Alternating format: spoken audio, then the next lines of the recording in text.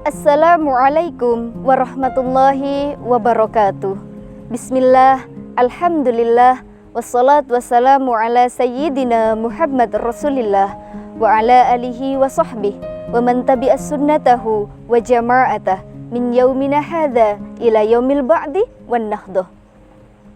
Pertama-tama yang paling utama dan memang harus diutamakan, tiada kata yang pantas diucapkan oleh kedua belah bibir kita kecuali ucapan syukur kepada Allah Subhanahu wa Ta'ala yang menciptakan 7 lapis langit tanpa tiang, 9 planet tanpa gantungan, serta hamparan lautan penuh dengan karang. Kedua kalinya, solawat dan salam kepada buah hati Aminah, darah daging Abdullah. Beliaulah pertahanan kota Mekah, kaki tangan kota Madinah. Beliau yang rela bermandikan darah, berhujankan anak panah, hanya ingin menegakkan kalimat La ilaha illallah Muhammadur Rasulullah. Beliaulah sang revolusioner dunia, yakhrujuh minadz zulumati ilan nur, yang membawa kita dari zaman kegelapan menuju cahaya Islam.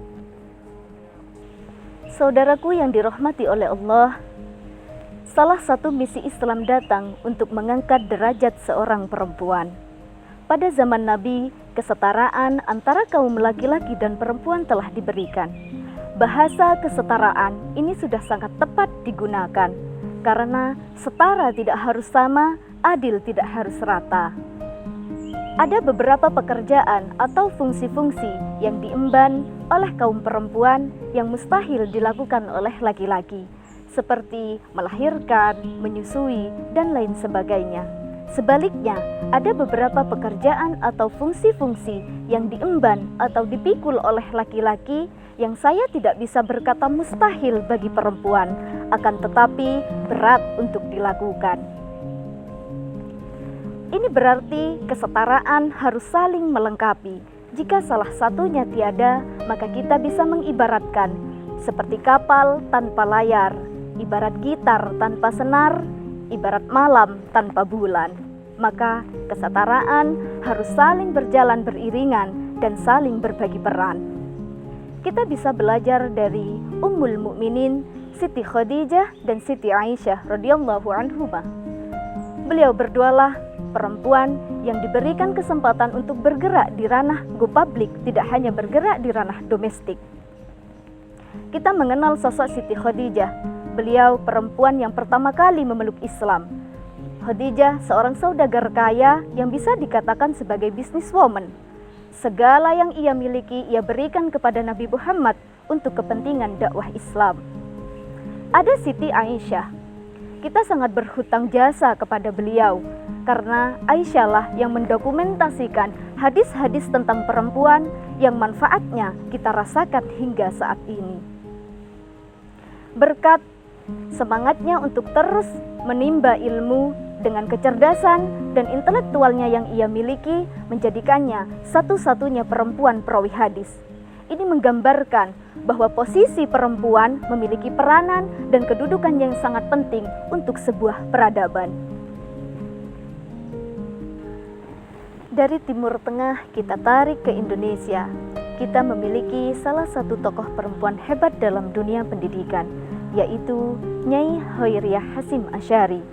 Yang tak lain, beliau adalah putri kedua dari Hadratus Syekh Kiai Haji Hasyim Asy'ari, sang pelopor Nahdlatul Ulama. Kiprah Nyai Khairiyah Hasyim Asy'ari dalam dunia pendidikan sangat luar biasa.